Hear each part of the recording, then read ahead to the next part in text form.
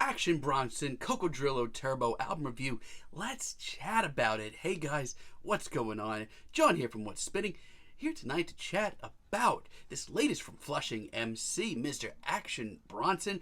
Oh God, I mean, I don't get a lot of chances to talk about Action on this channel. I really don't, and it's a shame because for some time the guy meant the world to me. His mixtape era, still to this day, I think is pretty untouchable. I mean, Dr. Lecter, Rare Chandeliers, Blue Chips 1, and my all-time favorite Blue Chips 2 are fantastic. These tapes were fierce, jam-packed with great singles, and Action was building a working relationship and genuine chemistry with a lot of great producers like The Alchemist, like Static Selecta, like Harry Fraud, and Party Supplies. But these albums were also incredibly skillful, and Action Bronson was one of my favorite MCs because I love big personalities. Not only were his flows bitingly hilarious, but they were so over the top and ridiculously braggadocious, but he pulled it off so well that I believed it. Here's the thing though, I was eagerly awaiting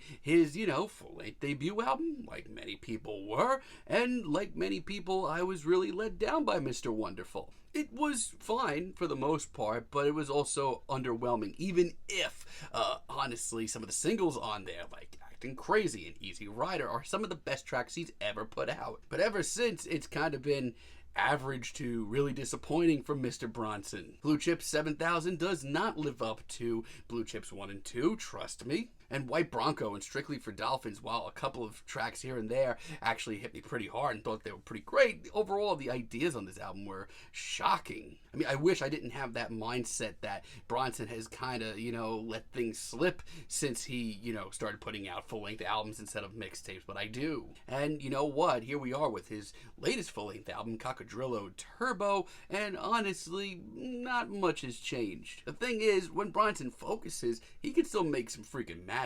Hound Dog as an intro, I love it. I can't say enough good things about it. I love the wild-eyed samples and this crashing beat. It really takes me back to like the Rare Chandeliers days. It's the thing is, when Bronson focuses, he is still really skilled and a really fresh face. The references, the personality, it's all here. Jaws is a little shorter in length. It's like a minute and a half, but it's magic. The soulful guitar licks, the aggressive verses, this is gold. For a jazzier track here, it's actually one of the better ones because a lot of this album shows Bronson touching down on this sort of jazz rap, and for the most part it's a little lightheaded. I still think it works though on tracks like SubZero. I've loved it since it's dropped as a single. It's one of the most upfront and intense tracks. I mean, remember when Bronson was this young, sharp-tongued, bitingly hilarious MC that was overly aggressive, bringing rap back to its glory days? That's kind of what we get here. This beat is also the perfect medium for him here.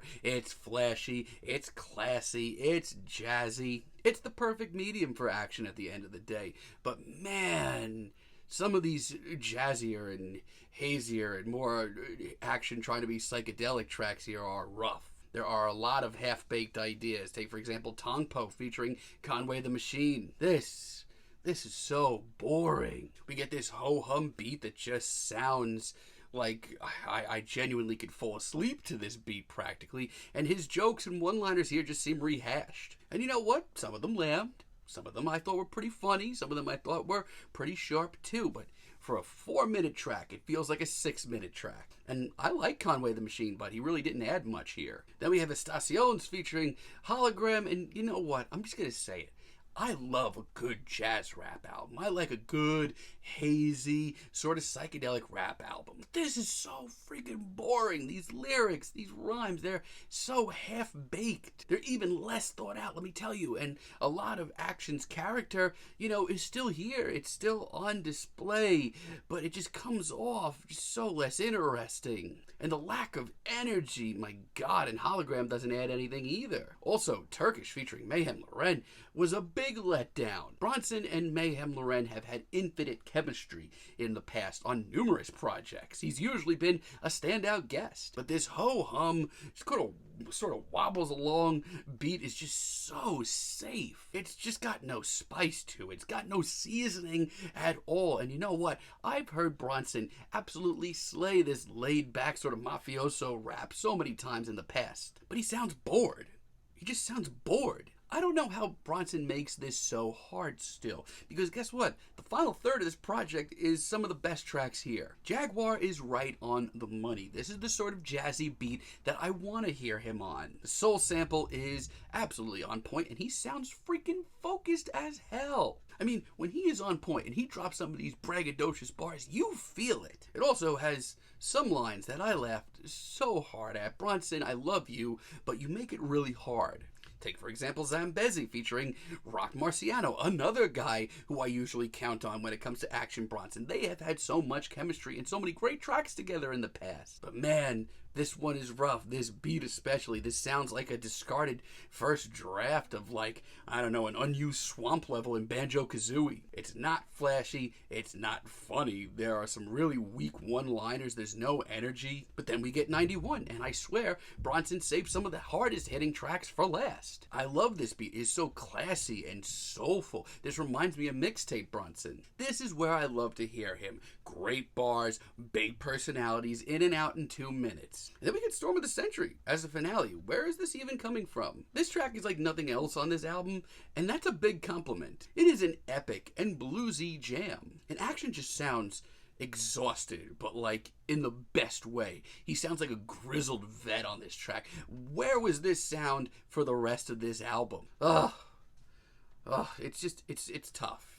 It's really tough because, like, I feel like there's some really great material and great ideas on this album, much like his last 3 albums. But, like, at the same time, his focus isn't always there. His energy isn't always there. There are points to this album where I'm about to fall asleep, and then he breaks out a classy, jazzy, very soulful hip-hop tune that I actually could really dig my teeth into. Action Bronson, you make it very hard, and I really hope that on your next project it's a little bit more focused than this. I'm feeling a strong 6 on this album, but let me know what you guys think down below. If you like the video, be sure to give us a like, give us a subscribe, and let me know down below what you would like for me to chat about in the future. And until next time, have a great day, guys.